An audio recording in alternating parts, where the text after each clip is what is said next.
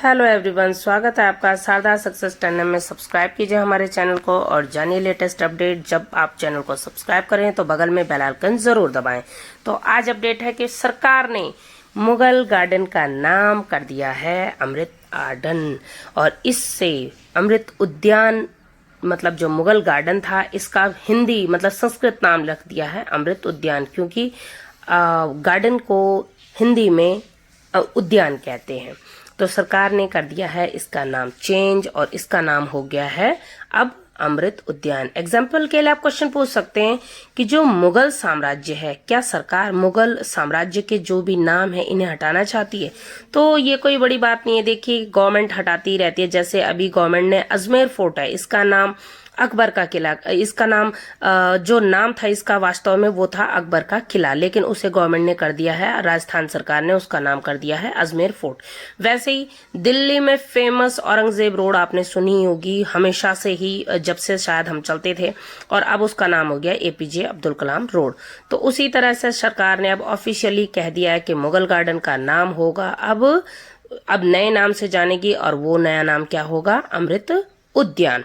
हिंदू महासभा की डिमांड थी कई समय से कि सरकार ने राष्ट्रपति भवन जो हमारा बना है उसके सामने जो मुगल गार्डन है इसका नाम सरकार ने मुगल गार्डन क्यों रखा है? क्योंकि ब्रिटिशर्स एम्पायर के समय में इसे बनाया गया, ये मुगल काल में नहीं बना है, पहली बात। दूसरी बात कि इसे ब्रिटिशर्स ने बनाया है जब एडवेंस लुट 1929 में राष्ट्रपति भवन को बनाया गया था, तो उस समय जो एडवर्ड लुटियंस हैं उन्होंने इस गार्डन की संकल्पना की थी, इस गार्डन को बनाने का विचार किया था। देखिए, मुगल गार्डन कोई मुगलों ने नहीं बनाया, ये एक शैली होती है।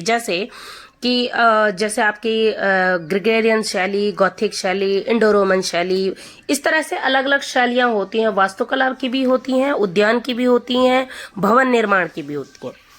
तो ये एक शैली थी जिसे सबसे पहले भारत में बाबर लाए थे पर्शिया से। जब बाबर भारत आए थे तो उन्होंने पहली बार भारत में ये बाग लगाने की कला शुरू की, और इसमें एग्जाम्पल के लिए डल झील है जो उसके पास निशात बाग है, शालीमार बाग आपने सुना होगा कि मेरा प्यार शालीमार पैराशूट के ऑयल के उसमें आता है ना, तो वहां से शुरुआत हुई थी।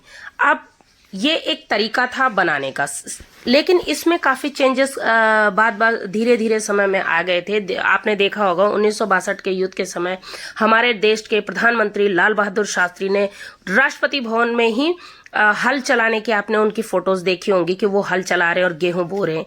यही उस समय के भारत के पहले जो भारतीय गवर्नर थे उन्होंने भी किया था, चक्रवर्ती राजगोपालाचारी ने। तो समय के साथ साथ जरूरत के हिसाब से मुगल जो राष्ट्रपति भवन है इसके आगे जो मुगल गार्डन है या जो वहां पर गार्डन है वहां पे खेती भी होती है, कई चीजें होती है समय के साथ साथ, लेकिन उसका एक भाग है जिसे मुगल गार्डन कहा जाता था। क्योंकि वो उस शैली में बना था, ये मुगलों ने नहीं बनाया, उस शैली ने बनाया, उस शैली में बना था। क्योंकि इसमें चारों तरफ से फूल मतलब पौधे लगाए जाते थे, बीच में पानी का प्रयोग होता था, जैसे आपने देखा होगा आगरा के ताजमहल में, और या ऐसे कई बिल्डिंग्स हैं जो मुगल एम्पायर के समय बनी है, तो वहां पे लगभग ऐसा कोई ना कोई गार्डन जरूर होता है। ये एक तरीका होता था बनाने का। तो सरकार ने इसे, क्योंकि इसमें कई चेंजेस तो समय के दर समय हो गए थे जैसे हमने अभी आपको बताया, तो सरकार ने इसे नाम को बदल दिया है। सरकार ने राष्ट्रपति भवन से एक बयान जारी हुआ है जिसमें कहा गया कि 31 जनवरी से 26 मार्च तक अमृत उद्यान यानी मुगल गार्डन अब खुल जाएगा। 28 मार्च को सिर्फ किसानों के लिए, क्योंकि वहां पर हमने बताया कि खेती होती है गेहूं की, और साथ में उसके बाद आगे 29 मार्च से दिव्यांगजनों के लिए भी खोला जाएगा। 30 मार्च को जो पुलिस सुरक्षा बल है, सेना है, इनके जवानों के लिए, उनके परिवारों के लिए एंट्री होगी। इस तरह से ये 12, और यहाँ पर क्या है, 12 तरह के ट्यूलिप के फूल है।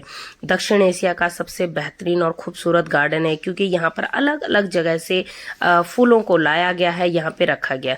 16वीं सदी में जब बाबर यहाँ आए थे उन्होंने यहाँ पर देश भर में बगीचों का निर्माण किया, जिससे बाग लगाने की एक नई कला का भारत में विकास हुआ, जिसे कहते हैं मुगल शैली।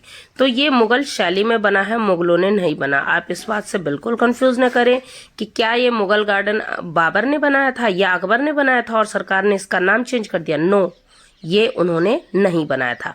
हाँ, उस शैली में जरूर बना था, इसलिए उसका नाम मुगल शैली रखा गया था।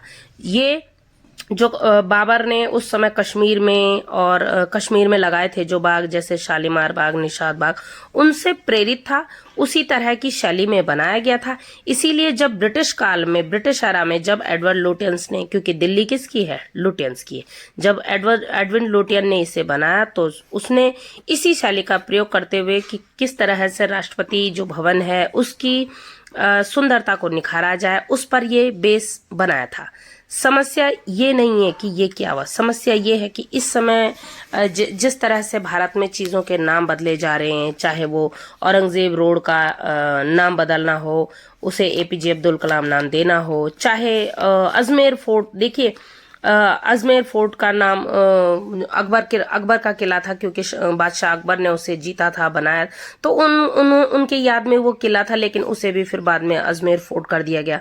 और अब मुगल गार्डन के जो बोर्ड थे उसे अपने गंतव्य में ले जाते हुए वो वहाँ के कर्मचारी, और अब लगता नहीं है कि ये वापस आ पाएगा। आई थिंक अब जो चेंजेस हो चुके हैं सरकार में, मुझे नहीं लगता, या हमें नहीं लगता कि जो भविष्य में कोई नई सरकार आएगी तो वो भी इसे बदलेगी, क्योंकि इसे बदलना फिर एक तरह से इतिहास को कुरेदना है बार बार से।